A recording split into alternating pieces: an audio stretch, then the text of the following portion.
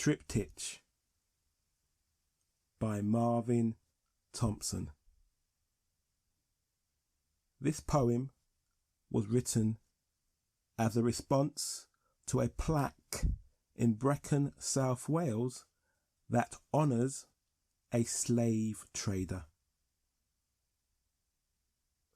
Triptych, Part 1. A people without the knowledge of their past history, origin and culture is like a tree without roots. Marcus Garvey.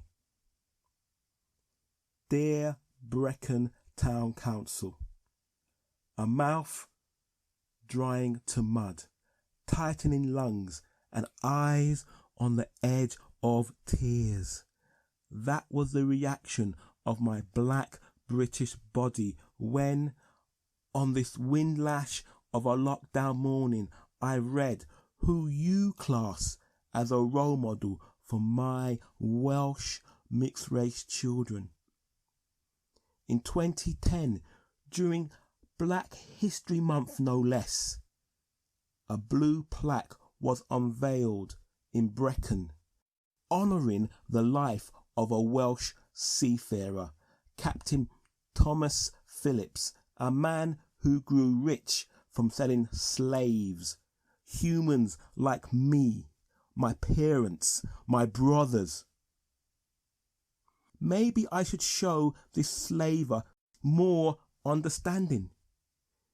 In later life, he wrote about his cargo with tears, suggesting all people are the work of God's hands. Ah, I see. Those were different times, and Phillips showed remorse, so my body should be calmed. Never mind that the racism thriving under our blue skies was designed by men like Phillips.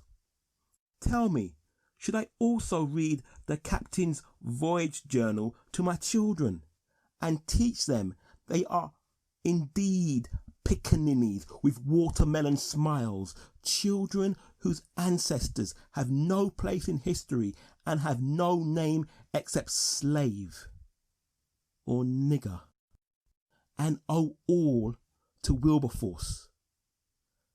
I pray that once you have read this open message, your chest fills with a flaming desire to tear the plaque from its wall, or, better yet, add an extra slab of blue slate and inscribe it with, "This Welshman sailed across seas to enslave humans, growing rich from the sweat of their black bodies." Yours faithfully, Mr. M. Thompson.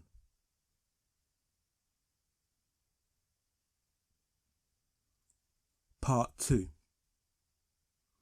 It was economics that determined that Europe should invest in Africa and control the continent's raw materials and labour. It was racism which confirmed the decision that the form of control should be direct colonial rule. Walter Rodney. Huddled on deck, we wait to be fed, the wind slapping our Negro bodies.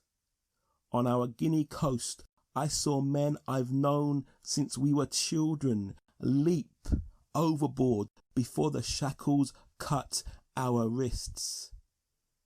They are the sea. My younger brother is the sea. I felt like a slave the moment I was dragged from my home, the night a hot, sticky blue.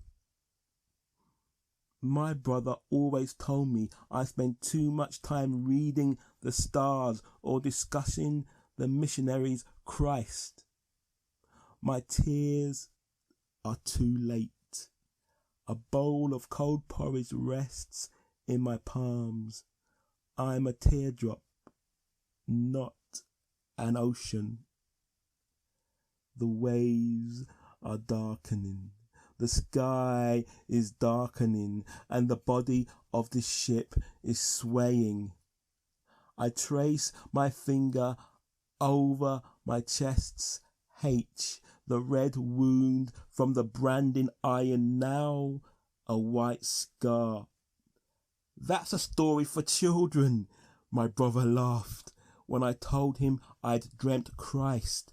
The sky's blue is swirling to black, and sailors are pushing us away from the sea's mouth, back down to the Hannibal's belly and our stench, our slave piss. The wind is braying, and I hear my brother's voice. We are not slaves. We are not slaves. Waves rise like hills, and a hand tears at my arm. I spin round to a sailor, and our eyes meet. What does he see? He steps away. I clamber to the ship's lifting edge and fling my body into the abyss of the squall, its endless, endless blue. No angels, no smiling Christ, and I am wet, a reed in the waves. I am a brother. I am the sea.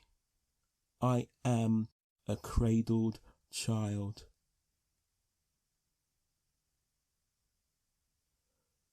Part 3. When we revolt, it's not for a particular culture. We revolt simply because, for many reasons, we can no longer breathe. Frantz Fanon. Officer, with respect, I'm 63 and you're treating me like some childish idiot. Honestly, I have no opinion on Brecon's history of slaves or sailors. Yes, I walk past the plaque every day. I've read it once, maybe. Like I explained, I retired from my council duties with tears long before any of the other. Look, I'm growing quite blue with rage. I thought not having a solicitor would... Okay, I see. I'll explain myself again. I live with my wife, nobody else. Thanks to God's grace, we don't have to self-isolate. But our bodies are a bit on the plump side.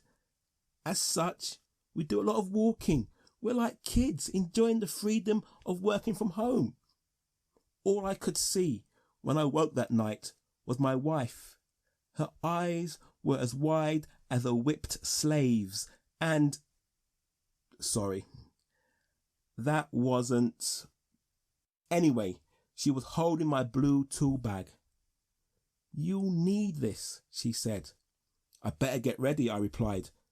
But it was like it wasn't me talking. I chucked on my torn overalls, kissed my wife, my rosary beads, and tore down the road in my Range Rover. When I got to Captain's Walk, everybody you've mentioned was there, and the bench beneath the plaque was already being got at with a chainsaw. 3 men were dancing like wild, sweaty kids to UB40, and a madness took hold of me. From my bag, I pulled out my blue portable jackhammer. The cheers were like a rising sea. Officer, I didn't post the video on Twitter. What do I know about slaves?